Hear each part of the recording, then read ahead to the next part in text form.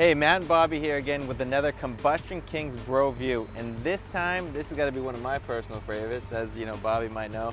Ever since you got this car, I have been messaging you and wanting a ride, and now here we are. So tell me, what are we looking at? All right, guys, pretty much we're looking at an all-stock 2014 Nissan GTR. The only modification would be these Volk Racing TE37 Ultras with the Michelin Supersport tires. Otherwise, she's all stock. All right, enough talk, let's do it. Let's get it. Done.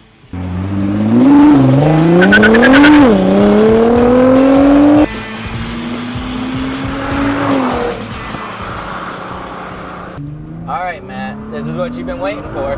Yes, yes it is. Finally, a ride in the GTR. Man, you know, I can already say the wait was worth it.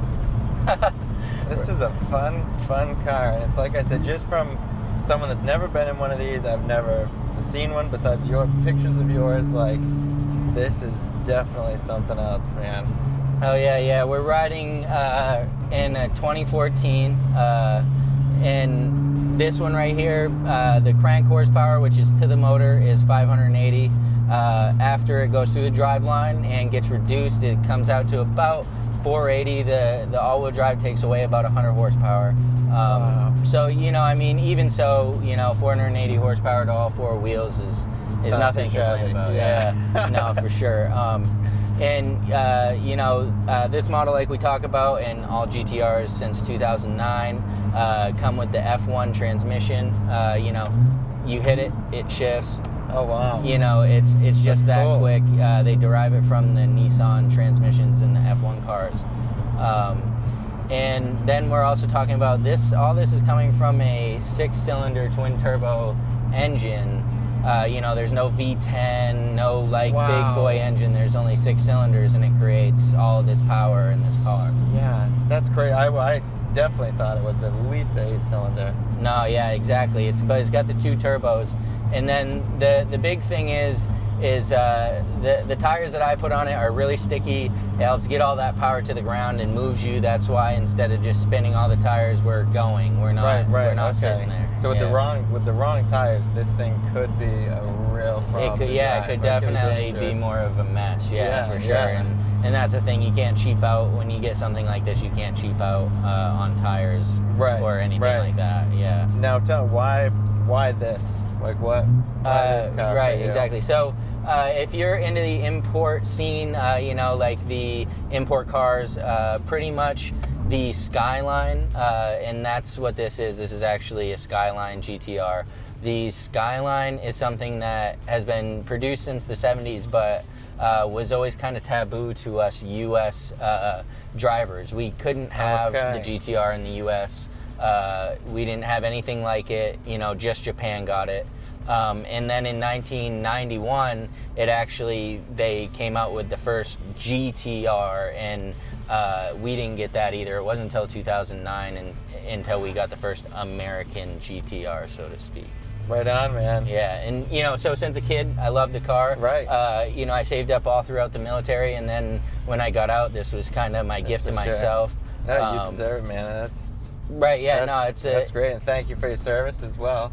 Hey, thank you for thanking me. Yes, yes. And you know, so I got it, and yeah, it is everything I ever dreamed it would be. You know, from the function of just the computer system in here to the quick shifting, the all-wheel drive, everything is just perfect. Everything you could imagine.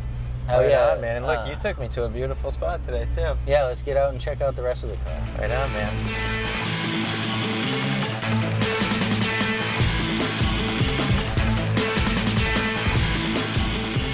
Well, I gotta say, Bobby, the ride was well worth the wait. Hell yeah. You know, this is a hell of a machine, man. And but you know, I know we probably don't have time to cover everything it has. I could talk for days. But you know, maybe tell us a little bit more about some of the specs and the cool things going on with this car. Yeah, sure. I mean, you know, pretty much we're looking, like I said, at a stock GTR. However, there are a lot of things about it that just change the whole driving experience compared to just even, you know, your regular car, period. Sure.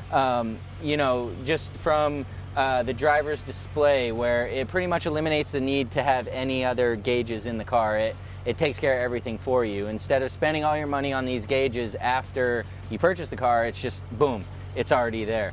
And then race mode. Everybody wants to know about race mode. They want to know. It Yeah, sounds fun. Right. Yeah. Yeah. No. And that's the thing. It really, it's a thing that is built for the track. You know, it unlocks your car's potential, but it also creates the opportunity for you to damage the car instead of the car protecting itself. You know, so race mode is something that you really want to use at the track. And I know all you guys out there with GTRs, you're slamming race mode around the streets, but you know, really, should you be? I don't know. You know, but sure. It is fun on the highway sometimes. I'm not gonna lie, but you know, so just between those two electronic pieces, the driver's display and race mode, I mean, that alone makes the car almost invaluable. You know, just as far as just eliminating so much that you may need to do if this was just your standard car, you know, trying to make it this fast. And I know, like you and I talked a little bit about, this is also, I mean, this is a you know, really nice car. But again, for the money though, you're not talking the Lambo prices, Ferrari prices, but I mean... But this will sit next to a Ferrari and a Lamborghini, you know, all day, and people really, besides seeing the Nissan badging, they really don't realize what it is, you know, and you're really getting almost more performance, you know, than you're getting from a Lamborghini Gallardo or, you know, your basic Ferrari. I mean, you're really getting more performance for literally half the price. I mean, this is gonna come in brand new around 110, you know, and we all know we're looking at over 200 for a Lamborghini or a Ferrari. So to be able to keep up with those cars for, like you said, for more than such half low the money, price, you know, and not that that's cheap. I know that everybody can't afford a GTR, and I definitely couldn't before I saved a lot of money. However, if you're looking for this performance, that's not a lot of money. No, no, and I think I'd have to say, and I'm sure you will agree, it was well worth every penny saved. Oh, hell yeah, yeah, and I mean, I enjoy the shit out of it, man, and and I wouldn't pick another car.